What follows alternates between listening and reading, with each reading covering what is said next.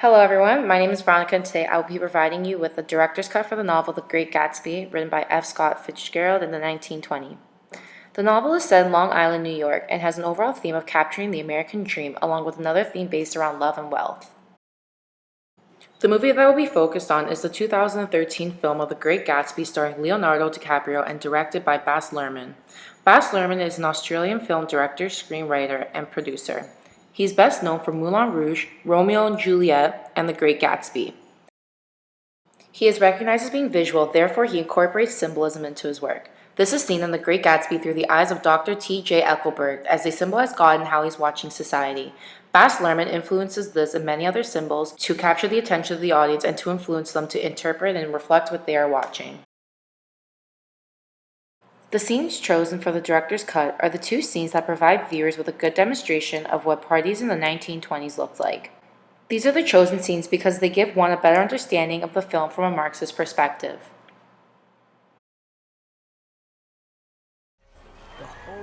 The party scene begins with Nick describing this kaleidoscopic carnival of Gatsby's party being a huge part of everyone's weekend, as people from all over Manhattan come together to party at Gatsby's. It is evident that there are hundreds of people that show up to the party, as also stated in the book. The movie is successful into translating Fitzgerald's words into a visual spectacle of the party scene in terms of the way Gatsby's mansion was set up, the excitement everyone had, and the overall demonstration of how a party in the 1920s looked like. Gatsby's ideologies are perpetuated in both the film and movie, as his idea of a capitalist society remains in terms of how he runs his parties, as if he were the bourgeoisie, and provides or affiliates himself with those of a lower class, also known as proletariats. The social order that exists in the novel and movie are almost identical, as Gatsby still throws these extravagant parties for everyone no matter their status in society, but he still associates himself with those of a higher class, therefore following the ideology of the rich stay with the rich and the poor stay with the poor. The setting for this scene is very similar to what I had predicted for Gatsby's parties to look like, due to the size of his house, the service he provides, for example food and alcohol, and through the way Gatsby opens up his doors with no restriction on who is or who is not invited. The soundtrack for the film is what I had expected it to be, thus there is a lot of loud party music being played, as this music is inviting for everyone to come together and have a good time. The novel also had this feeling of welcoming as the movie displayed.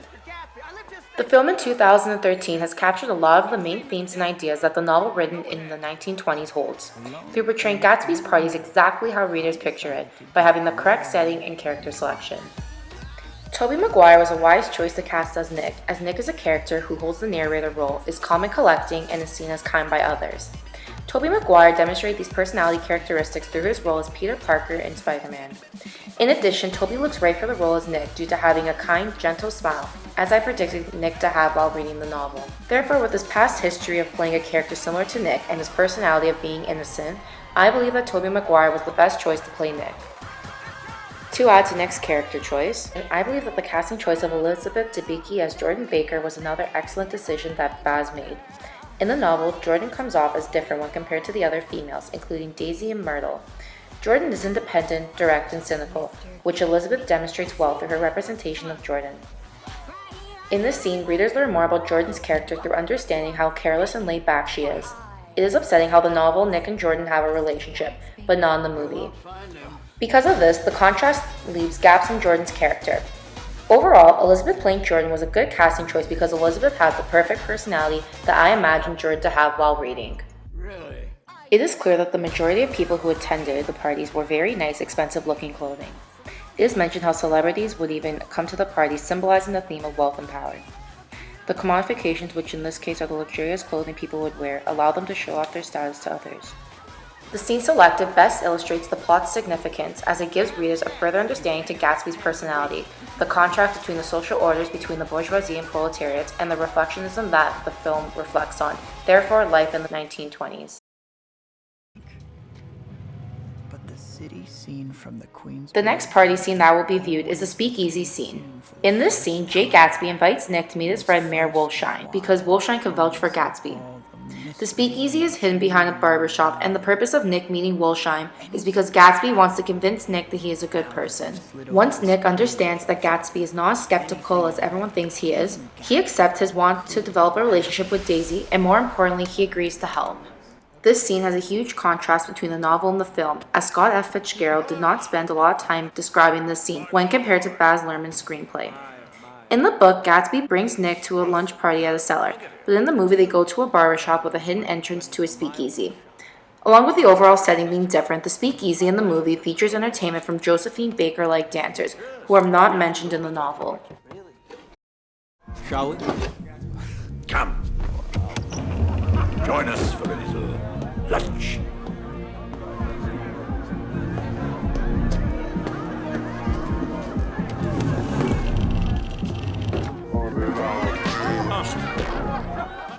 The same wealthy and prestigious men who were at Gatsby's party are also at the speakeasy. These men are characterized by their money and age. It is evident that many wealthy men came to the speakeasy to socialize and use their commodifications to show off to others. The commodification scene, including the clothing that is worn, proves that the high status these men held were significant to them, as if they felt the need to gamble their fortunes and spend money carelessly. As a result, the economic social forces influence the way the men in the movie present themselves to others. From both party scenes, the music that is provided is different as to what music was played in 2013 and even in 2016. In an interview, Baz Luhrmann states that he wanted to bring the 1920s into his 2013 film of The Great Gatsby. By spending lots of time and money, Baz Luhrmann is able to combine the music from the jazz era from the 1920s and the hip-hop era from 2013 in order to have music that would engage the audience. Bringing together the two different eras of music, he has combined Jay-Z's hip-hop style into jazz to allow the audience to feel as if they are watching a party scene directly from the 20s. The iconic soundtrack is recognized as being Baz's best masterpiece, through receiving several awards and how he has worked with many popular artists.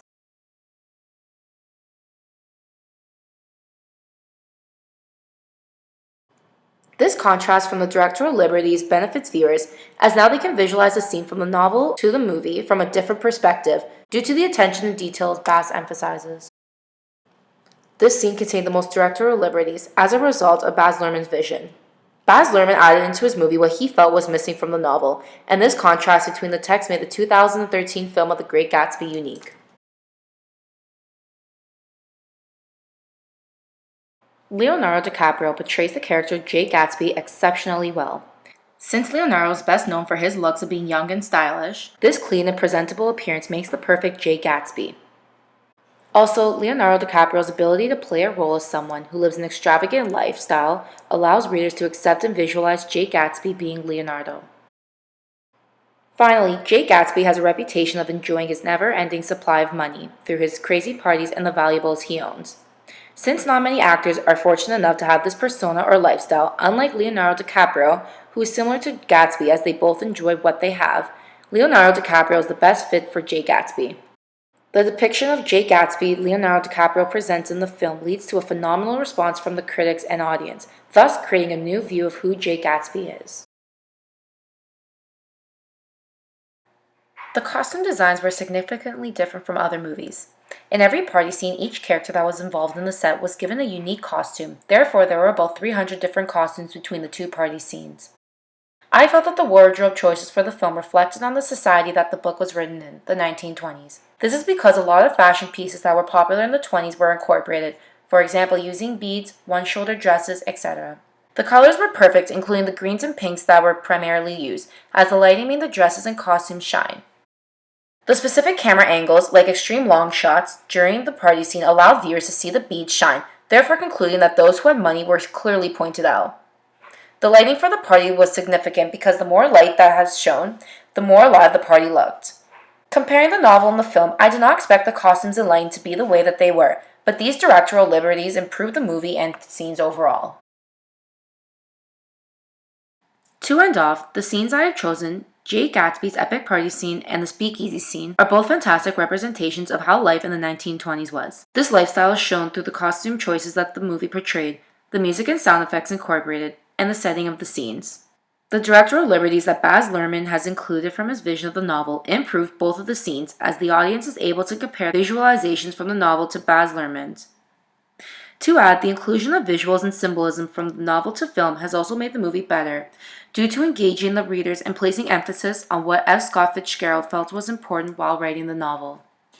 Overall, one viewing the 2013 film The Great Gatsby in comparison to the 1925 novel will conclude that for the most part Baz Luhrmann kept the significant parts the same, but has altered some scenes slightly.